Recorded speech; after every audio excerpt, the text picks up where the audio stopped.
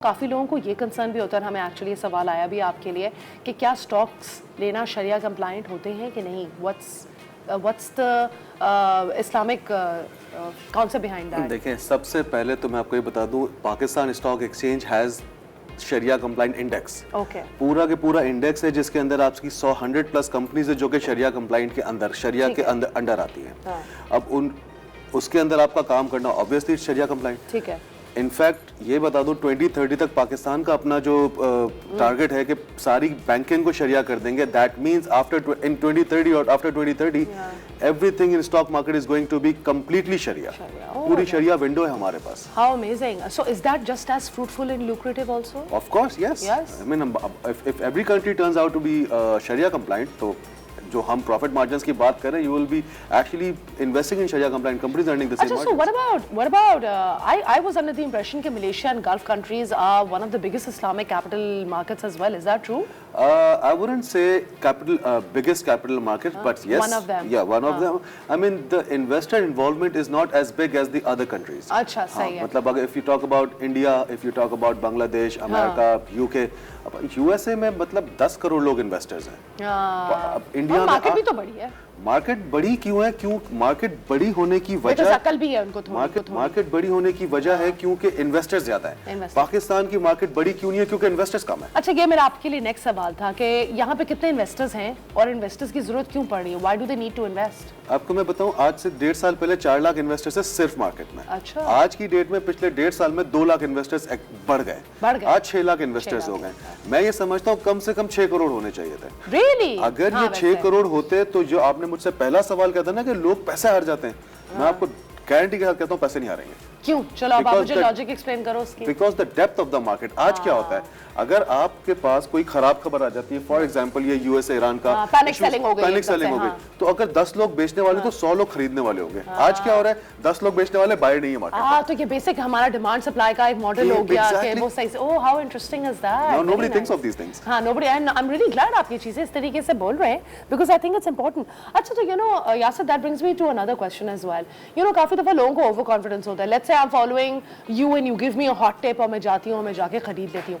Everybody wants to buy at the bottom and sell at the top, but is that realistic? No, it never happens. Yeah, you cannot catch a bottom, you cannot catch a highest level. तो फिर किस तरह करते हैं हम ये? आप उसके अंदर मैं अपने फंडामेंट्स देखता हूँ कि मैं अगर कोई चीज आज खरीद रहा हूँ ना, तो इस कंपनी को मैं कहाँ देख रहा हूँ। फॉर एग्जांपल, मैंने आज से 1 साल पहले एक बैंक का शेयर खरीदा। It costed me 100 rupee a share.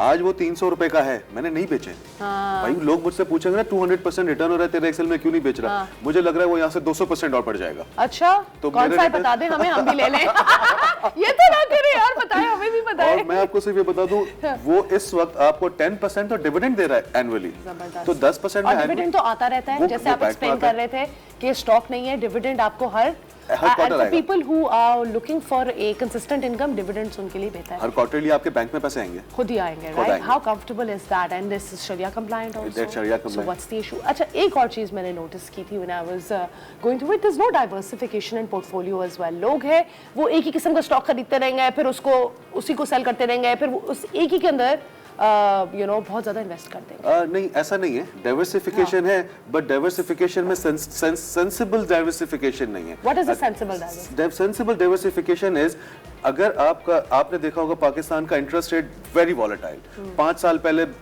11% 9% पे था, 3 साल पहले 22% पे था, आज वापस 11% पे। तो आपके पोर्टफोलियो में वो चीज तो होनी जरूरी है जो आपके इंटरेस्ट रेट कम होने से उसको फायदा होता है। For example cement sector, steel sector, ठीक है। अच्छा, फिर वो चीज भी जरूरी है जो बढ़ने से फायदा होता है। For example banking sector. तो जब हम डाइवर्सिफिकेशन की बात करते हैं ना, you keep all the factors in your mind and then you diversify your investment accordingly, कि किसी भी किस्म की सूरत हाल में आपके पैसे बनने चाहिए। एब्सोल्युटली। और ये आपने अच्छा किया। अच्छा, मैंने सोचा कि लोग शायद एक ही जगह इन्वेस्ट करते हैं, बट डाइवर्सिफिकेशन है। ओह यस, जब आप वो काम करेंगे जिससे पैसे जाते हैं तो पैसे जाएंगे। और आपने पेनी स्टॉक्स में अगर ट्रेड करनी है, मैं अभी भी काफी लोगों को जानता हूं जो 2-3 रुपए के स्टॉक्स ढूंढते हैं, कंपनी बंद पड़ी हुई है, 2 रुपए का स्टॉक 20 रुपए हो गया, उनको 20 रुपए में शेयर खरीदना है। अब जब आप ऐसा काम करेंगे तो definitely you will lose money. उसमें आप किसी को ब्लेम ना करें कि मेरे पैसे चले गए। लेकिन अगर आपने वही पैसे अच्छी कंपनी में लगाए होते, चाहे वो 10 साल पहले होते, 20 साल पहले होते, कि आज होते, वो आप कभी नुकसान कर ही नहीं सकते। तो वो जो आपका कॉन्सेप्ट है कि स्टॉक में पैसे जाते हैं, वो खत्म हो जाएगा। क्यों? क्योंकि मेजर लोग वही है जिनको रातों रात पैसे बना ठीक है।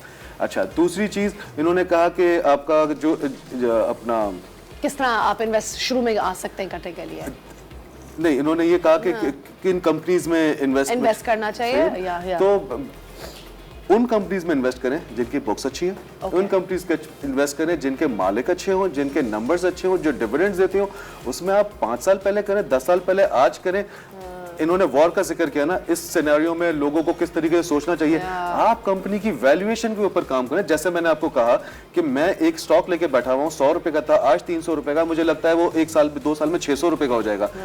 मुझे इन बातों से कोई फर्क ही नहीं पड़ता दुनिया में क्या हो रहा है, मुझे इन बातों से फर्क नहीं पड़ता कि मुल्क में क्या हो रहा है। मुझे ये पता है कि मेरा जो शेयर है, मेरी जो कंपनी है, वो आने वाले 5 साल में ये परफॉर्मेंस देगी। अब मैं ये नहीं कह रहा हूँ कि 600 रुपए में मैं बेच दूंगा या 100 रुपए होगा तो मैं बेच दूंगा। मैं ये कह रहा हूँ कि मेरा जब तक वो टारगेट कंप्लीट नहीं हो जाता तब तक मैंने शेयर नहीं बेचना। अब वो 2 साल है, 4 साल है, 5 साल है, मुझे कोई फर्क नहीं पड़ता दुनिया में क्या हो रहा है। Yeah, but yes sir, I think that brings us to a really important point कि we should also have money to spare as well.